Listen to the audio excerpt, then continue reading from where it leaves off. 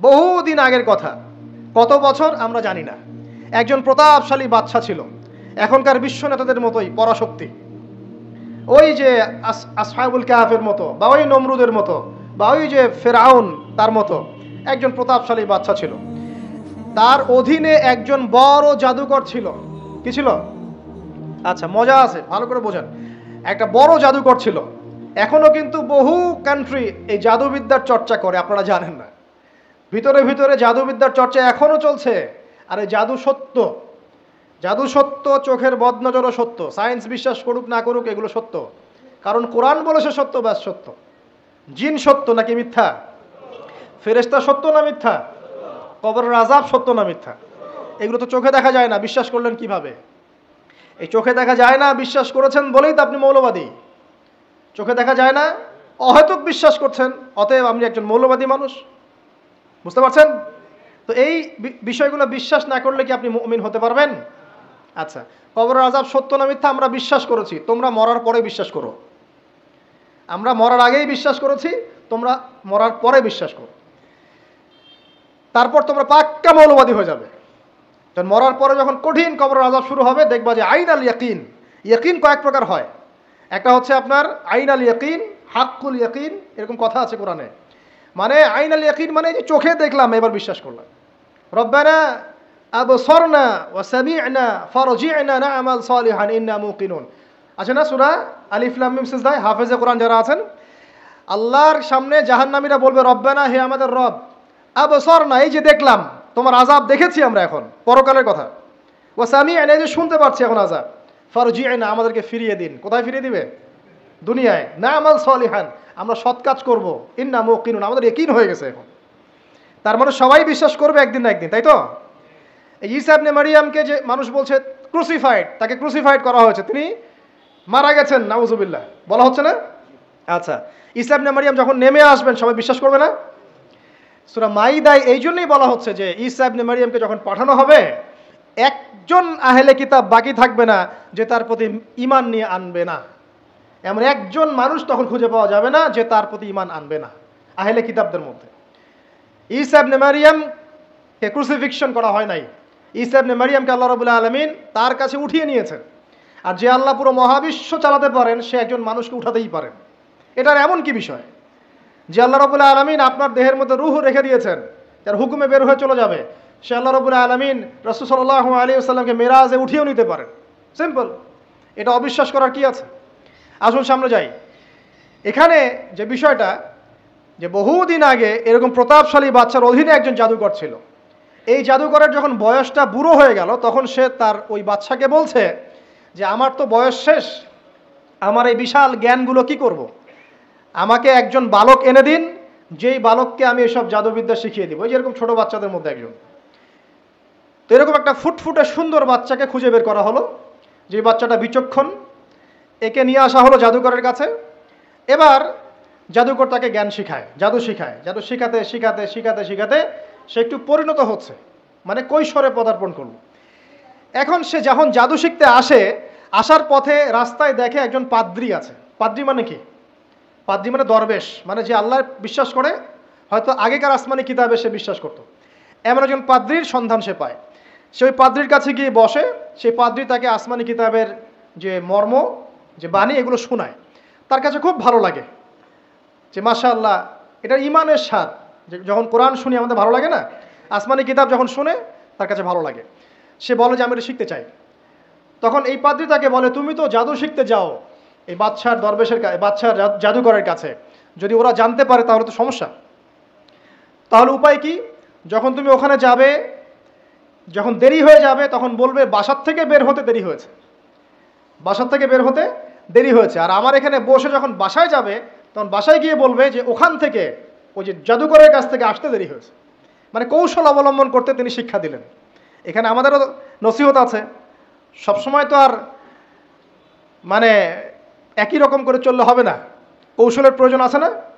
উদউ ইলা সাবিল রাব্বিকা বিল হিকমা, হিকমার দরকার আছে না? সত্য থেকে সরে গিয়ে নয়, কিন্তু কৌশল তো করার দরকার আছে। নবী সাল্লাল্লাহু আলাইহি ওয়াসাল্লাম যে হিজরত করেছেন, মক্কা থেকে মদিনা চলে গিয়েছেন, সবাইকে জানান দিয়েছিলেন, এই শোনো আমি হিজরত করছি, জানান দিয়েছেন। রাতের বেলা বের হয়েছেন, কৌশল। রাতের বেলা বের হন নাই, এবং তাকে মারার জন্য চারপাশ থেকে লোক ঘিরে রেখেছিল। এর মধ্য দিয়ে আল্লাহ রাব্বুল আলামিন তাকে বের করে নিয়ে গেছে। তিনি কি সবার সামনে ফেসবুকে জানান দিয়েছে, এই দেখো আমরা বেরোচ্ছি? তো তোমরা তো কৌশলই বুঝো না দিনের কাজের, যে কাজ হবে 1%, আই ওয়াশ হবে 99%। এখনকার এই যুগ, হ্যাঁ, দিনের কাজ হবে 1%, আই ওয়াশ শোডাউনই বেশি। এই শোডাউন করতে করতে মানুষের চোখ লাগে, যত চোখ লাগে তত সমস্যা সৃষ্টি হয়, এবং আস্তে আস্তে আস্তে আস্তে দিনের দায়রা মাইনাস হতে থাকে। এই যে এই বিষয়টার পিছনে তোমরাও দায়ী, কৌশল তো বোঝো না। তো স্মার্ট এবং বিচক্ষণ মুসলিমদের বড় অভাব আছে এখন পৃথিবীতে। যতক্ষণ পর্যন্ত বিচক্ষণতা অর্জিত হচ্ছে না, ততক্ষণ পর্যন্ত ইসলামের বিজয় হচ্ছে না, এটা মাথায় রাখেন। তারপর সামনে যান। এবার এই বাচ্চা খুব সুন্দর করে ব্যালেন্স করলো, একবার এখানে যায় একবার ওখানে যায়। এই করতে করতে ওই যে জাদুকরের ইন্তেকাল হয়ে গেল, মারা গেল জাদুকর। এবার এই বাচ্চার কাছে মাশাআল্লাহ অনেক এলেম কালাম আছে। এদিকে সে পাদ্রীর জ্ঞানে দীক্ষিত হচ্ছে। দীক্ষিত হতে হতে তার মধ্যে আল্লাহ পাকের প্রতি একটা পরিপূর্ণ ঈমান চলে আসে, সে মুসলিম হয়ে গেল আলহামদুলিল্লাহ। তো মুসলিম হওয়ার পরে একদিন সে যখন বাচ্চার কাছে যাচ্ছে, রাস্তায় একটা বিশাল জন্তু দেখা যাচ্ছে। বিশাল জন্তু, কীরকম জন্তু আমরা জানি না। ঠিক আছে, দাব্বাতুল আরদ সামনে বের হবে। কিয়ামতের 10টা নিদর্শন আছে বড় বড়, তার মধ্যে একটা হচ্ছে দাব্বাতুল আরদ, জমিন থেকে ফুড়ে একটা প্রাণী বের হবে। আর এখন মানুষ এগুলো বিশ্বাস করবে না আমি জানি, 2 দিন পর নাসা যখন বলবে তখন বিশ্বাস করবে। কথা কি বুঝতে পারছেন? তবে প্রাণী এই পৃথিবীর নিচে আছে।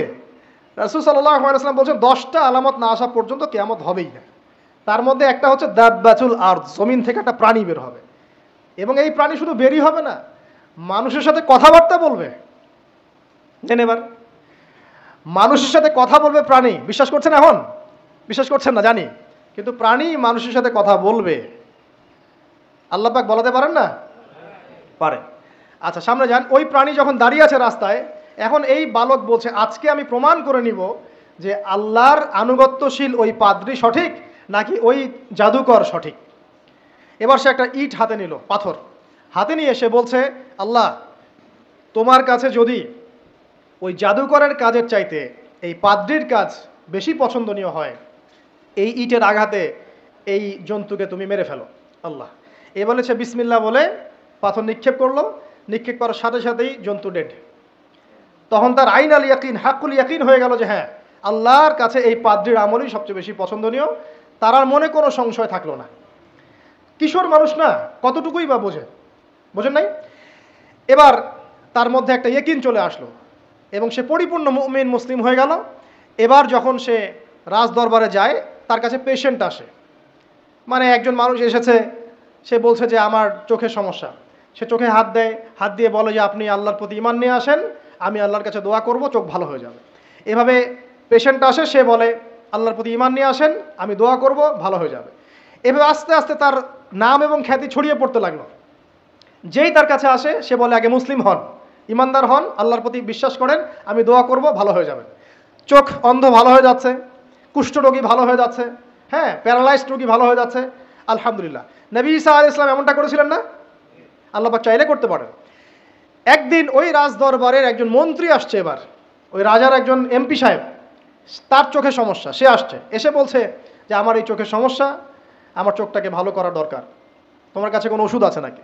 তো সে বলছে যে আপনি আল্লাহর প্রতি ঈমান নিয়ে আসেন, আমি আল্লাহর কাছে দোয়া করব, আপনি ভালো হয়ে যাবেন। এবার সে আলহামদুলিল্লাহ ঈমান নিয়ে আনলো এবং সে ভালো হয়ে গেল। এই ভালো হয়ে যাওয়ার পরের দিন যখন সে আবার ওই পার্লামেন্টে গিয়েছে আর কি, ওদের তৎকালীন রাজদরবারে, এবার রাজা ওকে দেখে বলছে যে তোমার তো চোখ অন্ধ ছিল, কিভাবে শেফা লাভ করলে? তো সে বলে না কিভাবে শেফা লাভ করলো, সে বলতে চাচ্ছে না, কারণ সে আজ করছে যে বললে সমস্যা হবে। এক পর্যায়ে তাকে খুবই পিটুনি দেওয়া হচ্ছে, রিমান্ডে নিয়ে গিয়ে কঠিন মাইর দেওয়া হচ্ছে। এক পর্যায়ে সে মারের যন্ত্রণা সহ্য করতে না পারে বলে ফেললো যে ওই বাচ্চা, তার কাছে গিয়ে আমি আরোগ্য লাভ করেছি এবং সে আমাকে বলেছে যে তার রবের প্রতি ঈমান নিয়ে আসতে, তাহলে আমি শেফা লাভ করব। এই বাচ্চা এখন বলছে ফেরাউনের মতো, যায় না রব্বুকুমুল আলা, আমি তো তোমাদের রব। নমরুদের মতো, আমি তো তোমাদের রব, ঠিক আছে, আমি ছাড়া তোমাদের কে রব আছে? মা আলিমতু লাকুম মিন ইলাহিন গায়রি, আমি তো জানি না যে আমি ছাড়া তোমাদের কোনো ইলাহ আছে। এবার এই লোকটাকে হত্যা করা হলো, এই এমপি সাহেবকে হত্যা করা হলো, বিকজ সে ঈমান নিয়ে আসে। এবার সেই বালককে ডেকে আনা হচ্ছে, বলা হচ্ছে বলো তুমি নাকি তোমার রবের নাম দিয়ে মানুষের ট্রিটমেন্ট করা শুরু করেছো? তখন সেই বালক বলছে হ্যাঁ, আমি এক আল্লাহর প্রতি বিশ্বাস করি এবং তার রাসূলের প্রতি বিশ্বাস করি, তার প্রেরিত আসমানি কিতাবে বিশ্বাস করি। এখন রাজা বলছে, আমি ছাড়া তোমাদের কোনো ইলাহ আছে আমি তো জানি না। এই সৈন্যবাহিনী শোনো, এই বালককে ধরো, ধরে নিয়ে গিয়ে উঁচু পাহাড়ে নিয়ে যাও, ওখান থেকে ফেলে দাও। কথা বুঝতে পারছেন? এবার তাকে নিয়ে যাওয়া হলো, ক্রস ফায়ার দেওয়া হবে, এবার উপরে নেওয়া হয়েছে, একদম পাহাড়ের উপরে। এবার ওই বালক উপরে উঠে একটা দোয়া করছে, এই দোয়াটা সবাই শিখে নেন। ওই বালক উপরে উঠে দোয়া করছে, আল্লাহুম্মা কফিনিহিম বিমা শি'তা, আল্লাহুম্মা কফিনিহিম বিমা শি'তা, আল্লাহুম্মা কফিনিহিম বিমা শি'তা। পাহাড় থরথর করে কাঁপা শুরু করলো এবং ওই সৈন্যবাহিনী পাহাড় থেকে পড়ে গেল, বালকের কিচ্ছু হলো না।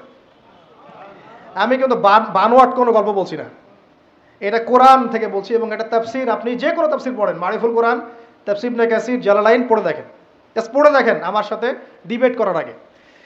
এবার সে বালক হেঁটে হেঁটে চলে আসলো রাজদরবারে। আবার কি ব্যাপার, তুমি মরো নাই? না, আল্লাহ আমাকে বাঁচিয়েছেন, আমার রব আমাকে বাঁচিয়েছেন। আবার পাঠানো হচ্ছে আরেক দল সেনাবাহিনীকে নিয়ে, যাও এবার ওকে সমুদ্রে নিয়ে যাও, সমুদ্রের মাছ সমুদ্রে ডুবিয়ে দিবে একদম। আবার সে ওখানে গিয়ে বলল, আল্লাহুম্মা কফিনিহিম বিমা শি'তা, হে আল্লাহ, অর্থ হচ্ছে হে আল্লাহ, আমার বিপক্ষে যারা আছে আপনি যা দিয়ে ইচ্ছা ওদের বিরুদ্ধে আমাকে সাহায্য করেন। অর্থটা হচ্ছে এমন, আল্লাহুম্মা কফিনিহিম বিমা শি'তা, আল্লাহ আপনি আমার জন্য যথেষ্ট হয়ে যান, ওদের বিরুদ্ধে আমার জন্য যথেষ্ট হয়ে যান, যা ইচ্ছা তাই দিয়ে আপনি হেদায়েত করুন, মানে আমাকে হেফাজত করুন। ঠিক আছে? আল্লাহুম্মা কফিনিহিম বিমা শি'তা, ছোট্ট দোয়া। এবার ওই সমুদ্র উত্তাল হওয়া শুরু করলো এবং ওরা জাহাজ থেকে পড়ে গেল। এই বাচ্চা সেফলি আবার চলে আসলো রাজদরবারে। বিশ্বাস করছেন না? চলে আসলো। এবার আসার পরে বলছে, শোনেন, আমাকে এভাবে মারতে পারবেন না, আমাকে এইভাবে মারা যাবে না, আমি আপনাদেরকে বলে দিচ্ছি কিভাবে আপনি আমাকে মারতে পারবেন। তো বাচ্চা বলছে, কিভাবে মারতে পারবো বলো। তখন সেই বাচ্চাটা বলছে যে আপনি সমস্ত এলাকার মানুষকে এক জায়গায় জড়ো করবেন, মানে পুরো নেশনের যত মানুষ সবাইকে একটা মাঠে নিয়ে আসবেন, মাঠের মাঝখানে একটা গাছ রোপণ করবেন বা একটা কিছু স্তম্ভ নির্মাণ করবেন, সেখানে আমাকে বেঁধে ফেলবেন। বেঁধে ফেলার পরে আমার এই ধনুক থেকে একটা তীর বের করবেন, তীর বের করে আপনি নিজ হাতে এই তীরটাকে নিশানা দিবেন, দিয়ে বলবেন বিসমিল্লাহ আল্লাহর নামে, বিসমিল্লাহ আল্লাহর নামে, বিসমিল্লাহি রব্বি হাযাল গোলাম বলে ছুড়বেন। অর্থ হচ্ছে আমি এই বাচ্চার রব, আমি এই বাচ্চার রব আল্লাহর নামে তীর ছুড়লাম, এটা বলে তীরটা নিক্ষেপ করবেন, তাহলে আমি মরবো, তার আগে মরবো না। কথা কি বুঝতে পারছি? এবার তাই করা হলো, সমস্ত এলাকার মানুষকে এখানে জড়ো করা হলো। কথাটা ভালো করে বোঝেন, সমস্ত এলাকার মানুষ মানে কি, ওই এলাকার সব মানুষ, মানে মুমিন কাফের যে আছে সবগুলাকে একত্রিত করা হলো। করার পরে বাচ্চাটাকে এভাবে একটা জায়গায় বেঁধে দেওয়া হয়েছে, খেজুর গাছে, তাফসিরে এসেছে খেজুর গাছে। এবার সে এখান থেকে তীর বের করে, বাচ্চা বলছে বিসমিল্লাহি রব্বি হাযাল গোলাম, নিক্ষেপ করলো। তীরটা ঠিক, আল্লাহ পাকের দৃষ্টি দেখেন এত সূক্ষ্ম, ওইটাই বর্ণনা করেছেন। তীরটা ঠিক বাচ্চার এই জায়গায় লেগেছে, এই যে মাথার এইখান থেকে লেগে এদিকে বের হয়ে গেছে। হ্যাঁ, কি বুঝি নাই? ছেলেটার বাচ্চা ওই বাচ্চা ছেলেটার এই যে কপালের এই পার থেকে এই পার পর্যন্ত তীর চলে গেল এবং বাচ্চাটা শহীদ হয়ে গেল, আলহামদুলিল্লাহ।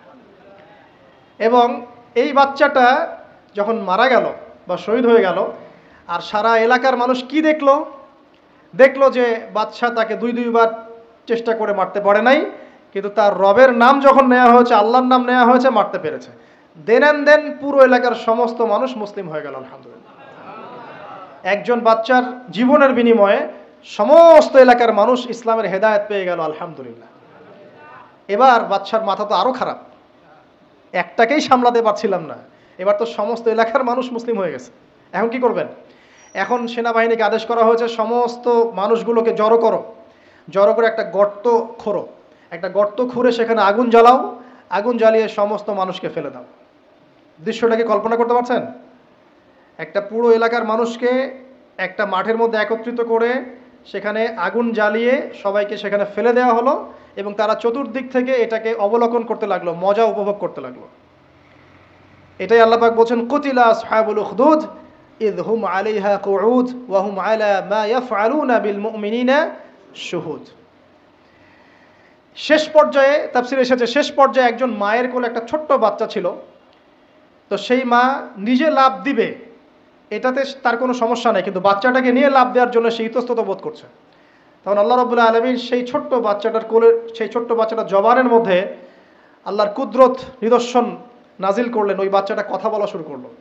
সেই বাচ্চাটা বলল, লা তাখাফি ইয়া উম্মা, এটা শব্দটা এমন এসেছে, ইয়া উম্মা, হে আমার মা, লা তাখাফি, তুমি ভয় করো না, ফাইন্নাকি আলাল হক, কারণ আপনি সত্যের উপর আছেন, লাফ দিন।